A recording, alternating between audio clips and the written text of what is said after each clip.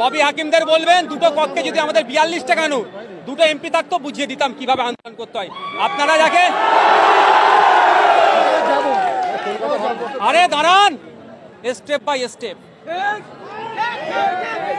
Step by step. আজকে এখানে উপস্থিত হয়েছে, তার বাবা দুদিন আগে মারা গিয়েছে, সেও আজকে আমাদের মিছিলে উপস্থিত হয়েছে। কেন?